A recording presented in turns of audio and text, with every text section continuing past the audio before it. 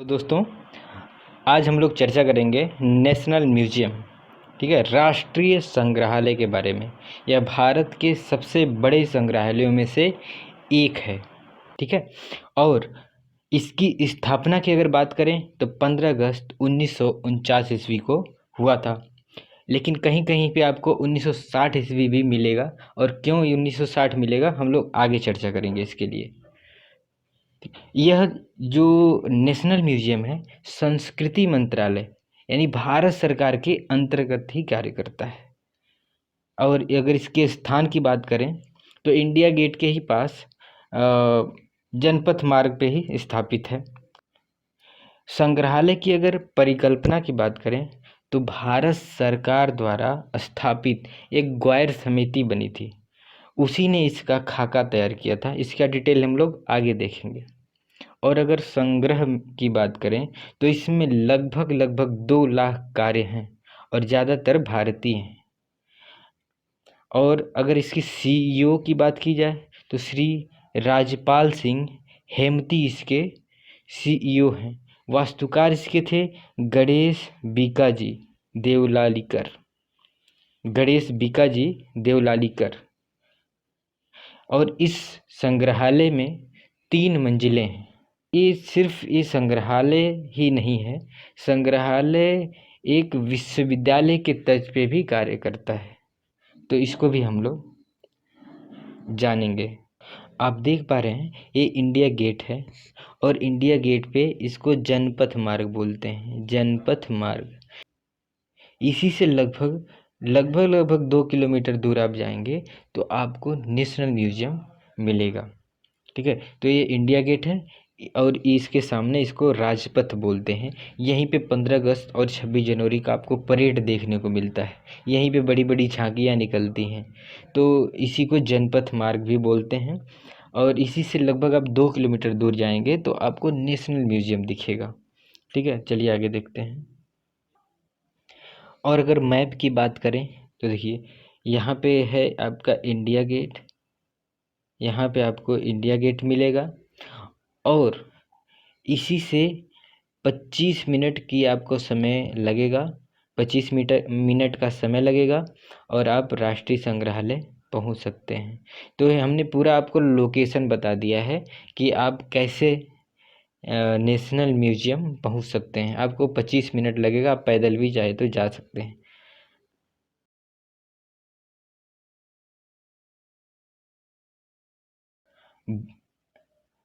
इस संग्रहालय की आधारशिला 12 मई 1955 को प्रधानमंत्री श्री नेहरू जी ने रखी थी। और ये संग्रहालय प्रारंभ में एक कमरे में अस्थायी रूप से बनाया गया था, और उसके साथ ही साथ इसका एक औपचारिक उद्घाटन भी श्री राजगोपालाचारी जी ने किया था।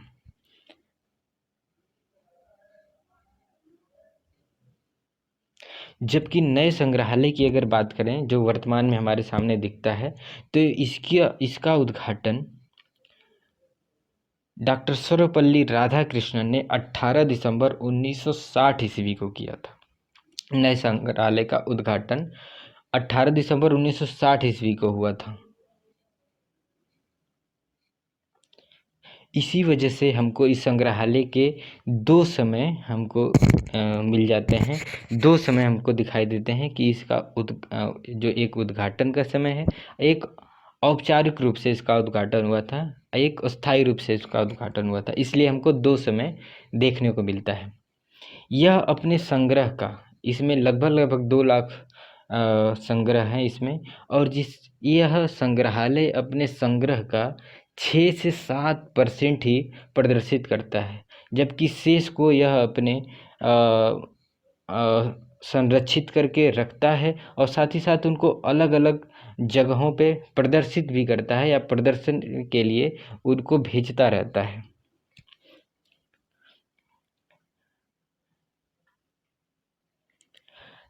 जैसा कि हमने बताया था कि इस संग्रहालय में 3 मंजिलें हैं। तो पहली मंजिल पे institute of history of art conservation and museology भी है, जो 1983 ईस्वी में स्थापित की गई थी, जबकि यह 1989 से एक विश्वविद्यालय के रूप में कार्य करता है और यह कला, इतिहास, संरक्षण और संग्रह विज्ञान में स्नातक और डॉक्टरेट स्तर के पाठ्यक्रम भी चलाता है। तो यहाँ पे कोर्स भी विधिवत चलता है, यहाँ पे कोर्स भी चलता है। और अगर हम यहाँ के इतिहास की बात करें, इस संग्रहालय के इतिहास की बात किया जाए, तो 1946 में ग्वायर समिति द्वारा भारत के लिए एक राष्ट्रीय स्तर का संग्रहालय बनाने का विचार प्रस्तावित किया गया था।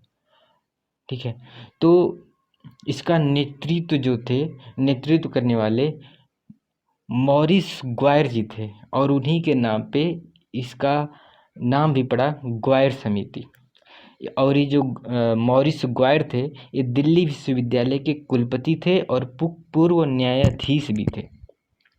और समिति के सदस्यों में एक मॉर्टिमर व्हीलर थे, जो उस समय भारतीय पुरातत्व के सर्वेक्षण के प्रमुख थे, भारतीय पुरातत्व सर्वेक्षण के प्रमुख भी थे। और मॉर्टिमर व्हीलर को ही राष्ट्रीय संग्रहालय के मुख्य आरंभकर्ता के रूप में उद्धृत किया जाता है, बोला जाता है, बताया जाता है। उन्होंने संग्रहालय के विकास की वकालत की थी। उन्होंने विचार रखा था कि इस तरह का कुछ संग्रहालय बनना चाहिए। राष्ट्रीय संग्रहालय की जड़ royal academy of arts London द्वारा आयोजित भारतीय कला और कलाकृतियाँ नामक प्रदर्शनी से शुरू होती है। ठीक है, इसकी जड़ देखिए कहाँ से है। वो एक प्रदर्शनी लगती है लंदन में, उससे इसकी जड़ संबंधित है। 1947-48 में प्रदर्शनी स्थल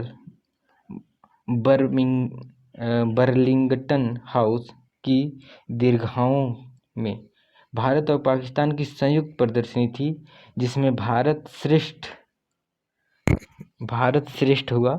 भारत लौटने से पूर्व ही जवाहरलाल नेहरू की सहमति से निर्णय लिया गया कि चित्रों को भारत में ही भारतीय लोगों के आनंद के लिए प्रदर्शित किया जाए।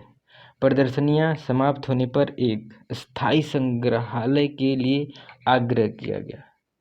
ठीक है, और जब एक स्थायी संग्रहालय बनाने का निर्णय हुआ तो 15 अगस्त 1949 ईस्वी को राष्ट्रपति भवन, तब एक गवर्नमेंट हाउस था, कि राजकीय कक्ष में प्रदर्शित किया गया, जहाँ पे इसका औपचारिक उद्घाटन हुआ था।